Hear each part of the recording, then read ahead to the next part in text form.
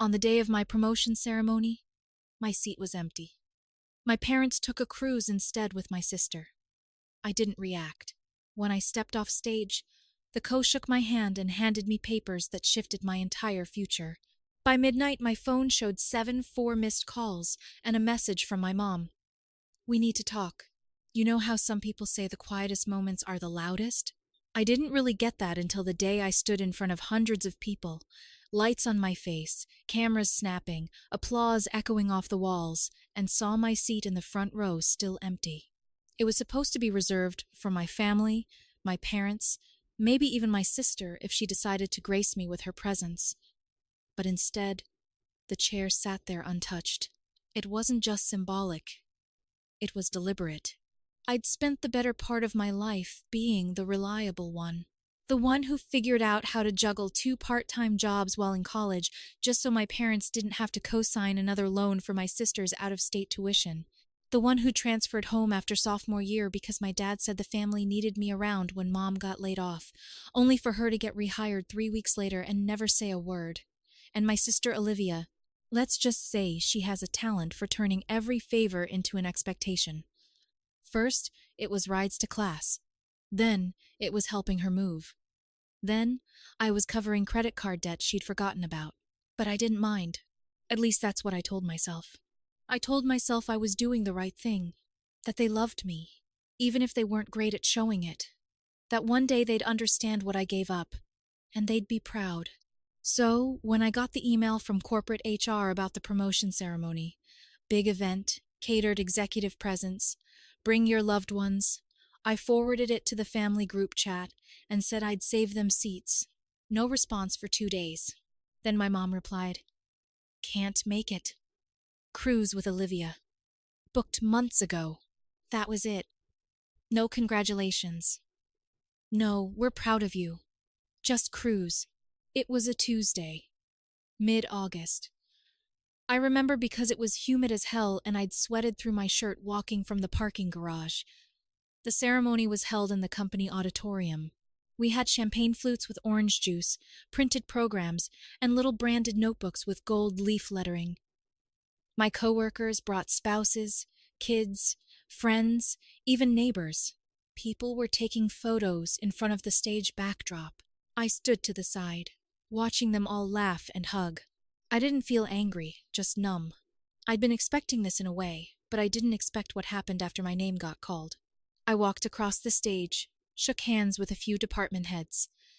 Then a guy named Marshall, who's usually all business, held on to my handshake longer than usual.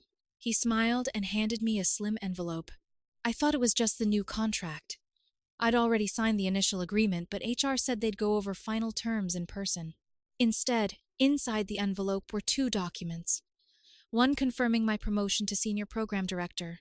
The other was a revised contract, a 6-figure base salary, stock options, a quarterly performance bonus that could cover my parents' mortgage in one payout, and a handwritten note. "Your leadership deserves more than just the title. Let's build something big, Em." I didn't even blink. I folded the papers, slid them into my inner pocket, and walked off stage. That night, I had dinner alone.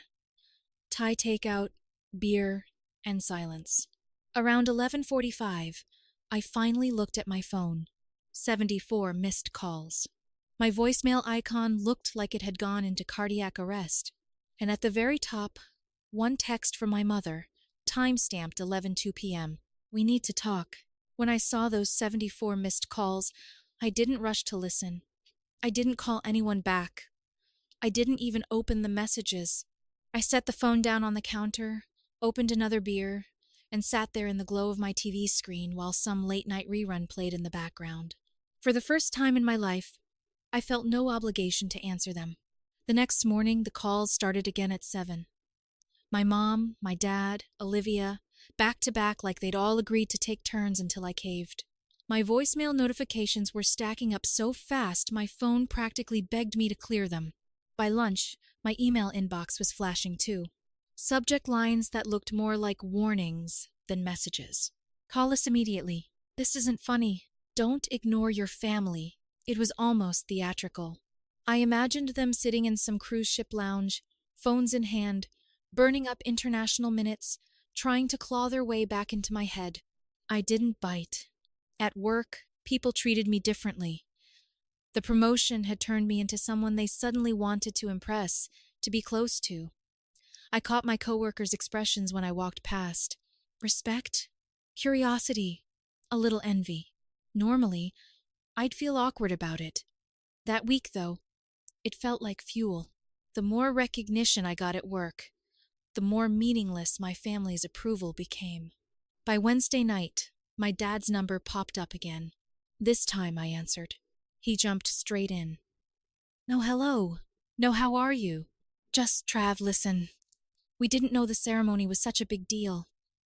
Your mom and Olivia really pushed for the cruise, and it was already paid for. We figured you'd understand. I said nothing. He filled the silence. But family is family. We should put this behind us. You've always been the dependable one, and that's not something to throw away over one night. That line almost made me laugh. Over one night? My entire adult life had been a string of sacrifices for them.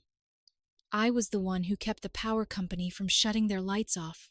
I was the one who sent just a little help money to cover Olivia's credit cards. I was the one who got up early on weekends to patch their leaky roof, instead of spending time on my own. And the one night I asked them to show up, they were sipping mojitos on a deck chair. I hung up without saying a word. The next day, my phone buzzed again.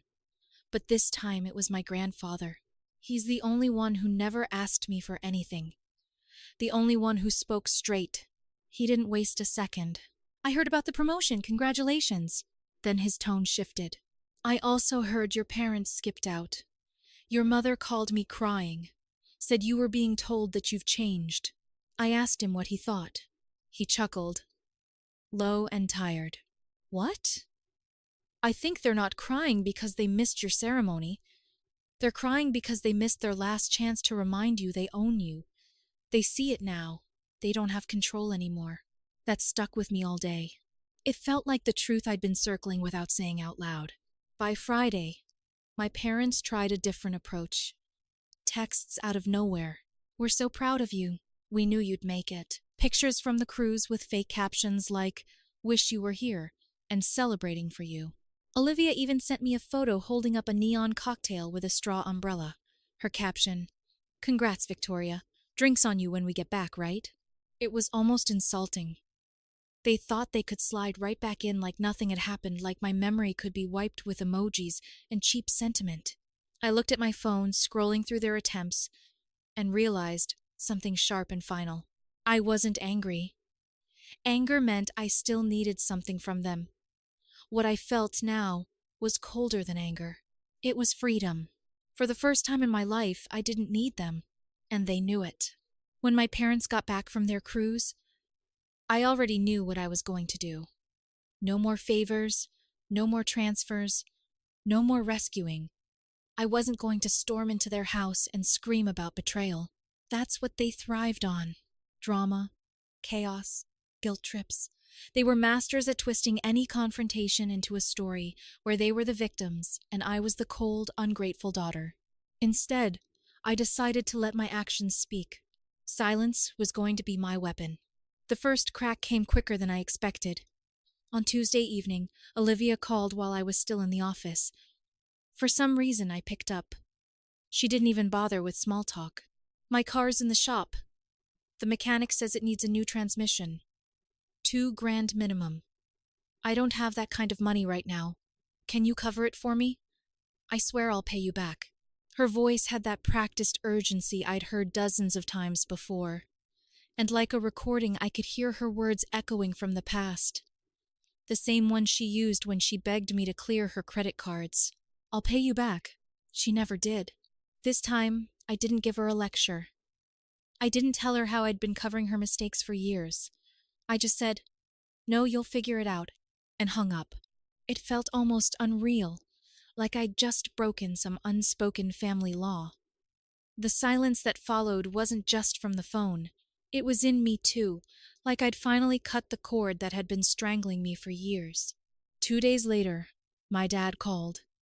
He started casual, asking about work, pretending like nothing had happened. But 5 minutes in, he shifted. Victoria, listen, I'm behind on a couple bills. Just temporary. You know how it is. Can you help out this month? It's not a big deal for you now with your new salary and all. That last part stopped me cold. How did he know about my salary? I hadn't told them. I hadn't told anyone outside of work. The details of my contract weren't public, and HR is notorious for keeping compensation locked down. I asked him straight. Who told you that? He hesitated, then said, Your mom talked to someone who knows someone in HR.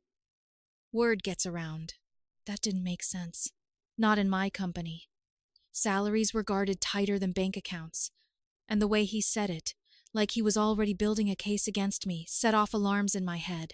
I ended the call quickly, told him I had to go, but the unease lingered all evening.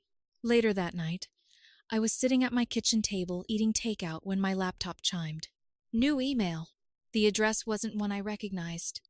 Some throwaway Gmail account with a random string of letters and numbers. The subject line made my stomach tighten. They're planning something. The message was short. No greeting. No signature. Don't trust them. They've been digging into your finances. Ask yourself why.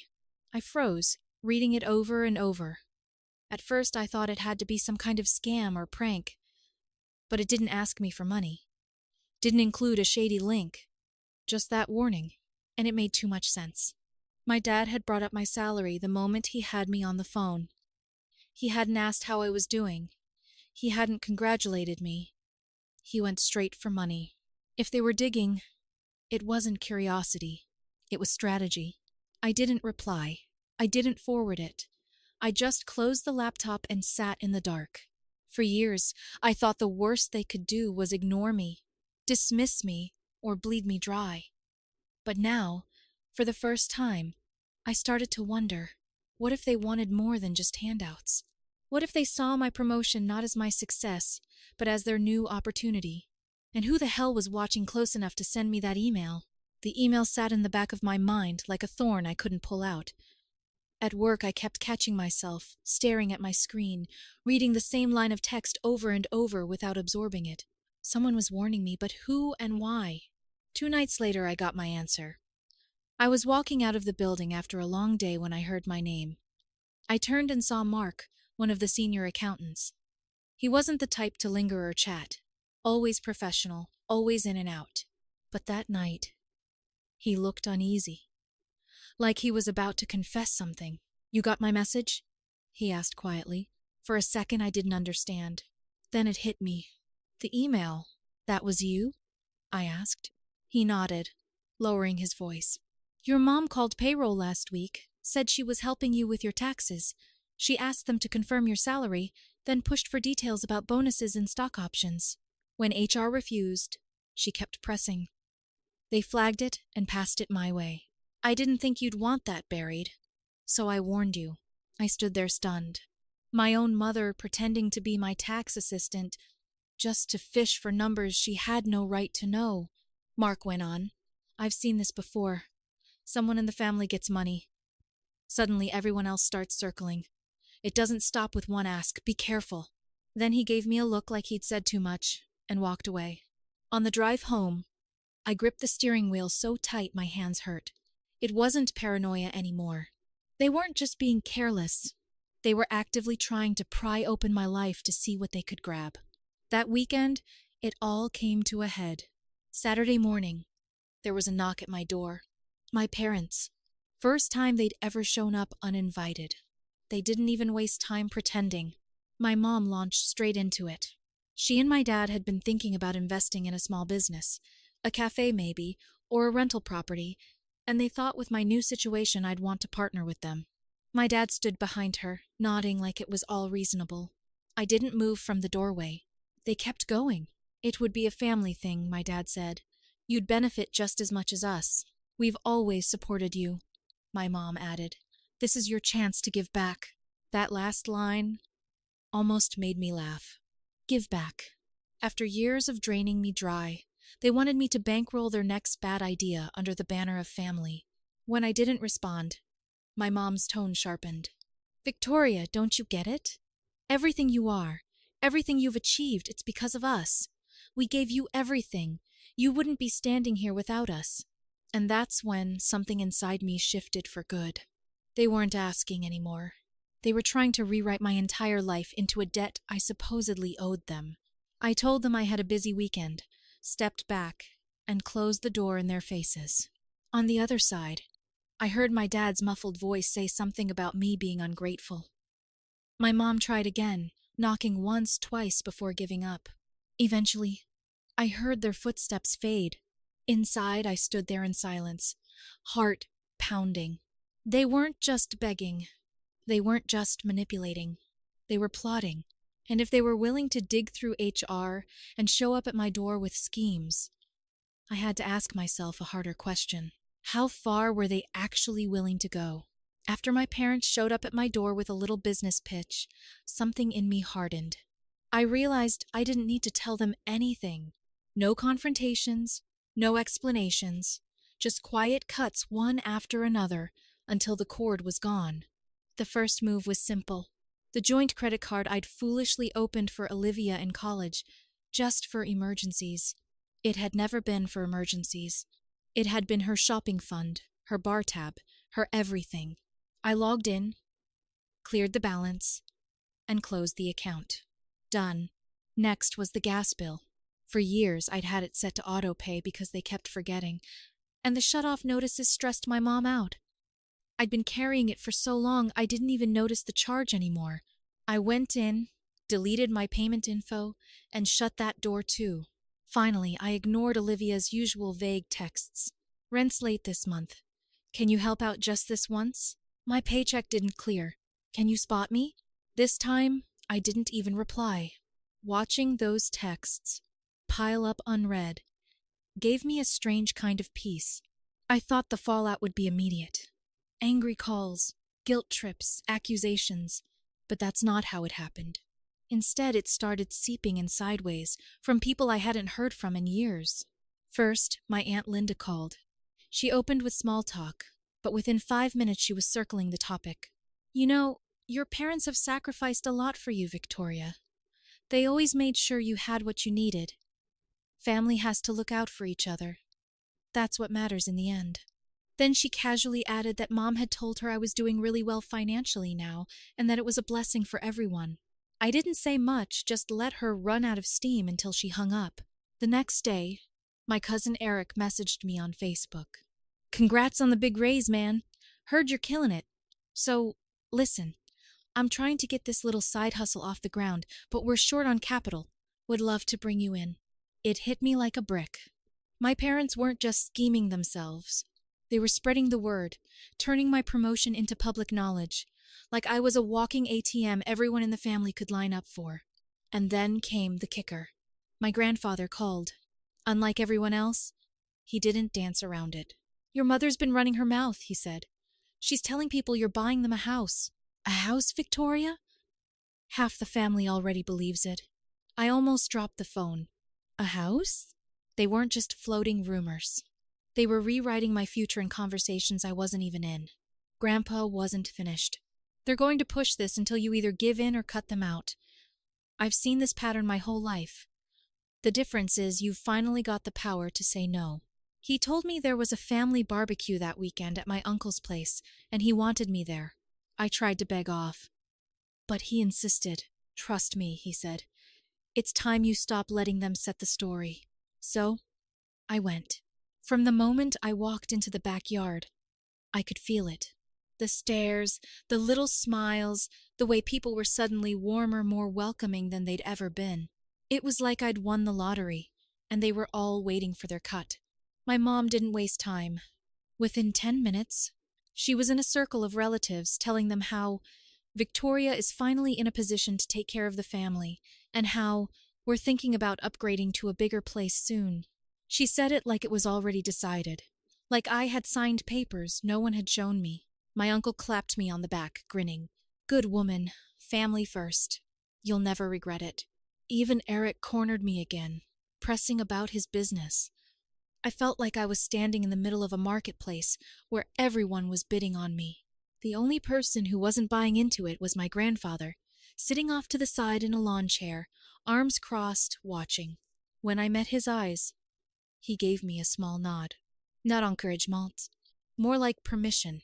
Permission to finally tear the mask off this entire charade. And standing there surrounded by relatives who saw me as a checkbook instead of blood, I decided that was exactly what I was going to do. I stood there with a paper plate of food in my hand, listening to my mother tell my relatives about the house I was supposedly buying for them. She laughed like it was already happening, like I was just a formality away from handing over the keys. Something in me snapped. I put the plate down and said loud enough for the group to hear, "I'm not buying anyone a house. That's not happening ever." The conversations around us quieted. My uncle looked confused. My cousin Eric froze mid-sentence. My mom turned toward me. Her smile stretched tight. "Victoria, don't say that here. People will misunderstand." I shook my head. "No, they've already misunderstood. Because you told them lies. I'm not paying your bills. I'm not funding Olivia's lifestyle. I'm not investing in anyone's business. I'm done being the family wallet." The silence that followed was heavier than I expected. My dad muttered something about me being ungrateful, but my grandfather stood up before I could respond. He stepped into the circle, his voice cutting through the backyard like a blade. "Ungrateful? Let me remind everyone here. Victoria is the only one who ever carried weight in this family. She paid your bills, bailed you out of debt, kept your lights on, and you repaid her with excuses and vacations. Now that she's finally built something for herself, you want to bleed her dry all over again. That's not family. That's leeching." The backyard was dead quiet. My mom's face went pale, and my dad stared at the ground. A couple relatives shifted uncomfortably, pretending they hadn't been part of it. Eric gave a weak laugh like maybe this was all a misunderstanding, but Grandpa cut him off too. "And let me make something clear," he said, looking straight at my parents. "You've spent your lives manipulating and taking, and it ends now. Don't think you'll be inheriting a dime from me, because you won't. I'd rather leave it all to Victoria, the only one in this family who understands the value of what she earns." It was like a bomb went off. My mom started stammering about family unity. My dad tried to spin it, saying Grandpa was overreacting. Olivia wasn't even there, probably too busy nursing whatever new crisis she'd landed herself in. But the rest of the family saw it for what it was, a public dressing down they couldn't argue against. I didn't stay long after that. I thanked my grandfather, shook a few polite hands, and left. Driving home, I felt something I hadn't felt in years. Freedom. Not the temporary kind that comes after escaping one crisis, but the permanent kind that comes when you realize nobody owns you anymore. In the weeks that followed, the calls and messages slowed down. My parents tried every angle. Guilt, apology, anger, silence. But none of it worked. Olivia sent a string of texts about her car emergency that went unanswered. Relatives who had suddenly discovered me went quiet again, once it was clear there was no payout. And through it all, my grandfather kept calling just to check in. No demands, no pressure, just a voice reminding me I wasn't crazy for finally saying no. In the end, my family got exactly what they had earned. Distance. And I got the one thing they could never take from me again. My life back. On my terms. The update. It's been 4 days since the barbecue, and the fallout is exactly what I expected. Chaotic. My mom has been sending long texts at all hours, switching between guilt trips and fake sweetness. One message will say, "You've embarrassed us in front of everyone. How could you?" And the next will be, "We're so proud of you. Let's put this behind us and move forward as a family." My dad has only called once. He didn't even mention the barbecue. He just asked flatly if I could help out with their mortgage this month since things are tight. I hung up. Olivia finally chimed in too. She sent a voice note that was basically a rant about how selfish I was for abandoning them now that I actually had money. Then she ended it by saying she couldn't drive to work until I sent her cash for her car. That one I didn't even bother responding to. The real surprise has been the relatives. A couple of them reached out privately, but not to ask for money. They apologized, said they hadn't realized how much I'd been caring for years. One even admitted my parents had painted me as cold for a long time, but after hearing my grandfather lay it out, they saw things differently. And Grandpa, he called last night, said, "Proud of you, son. Took you long enough to stop playing their game. Now live your life." That was all, but it meant more than any of the noise coming from the rest of them. So far, I haven't caved. I haven't answered a single demand. And sitting here eating takeout in peace without my phone blowing up every hour, I realize something I never thought I would. It's actually quiet without them, and I like it.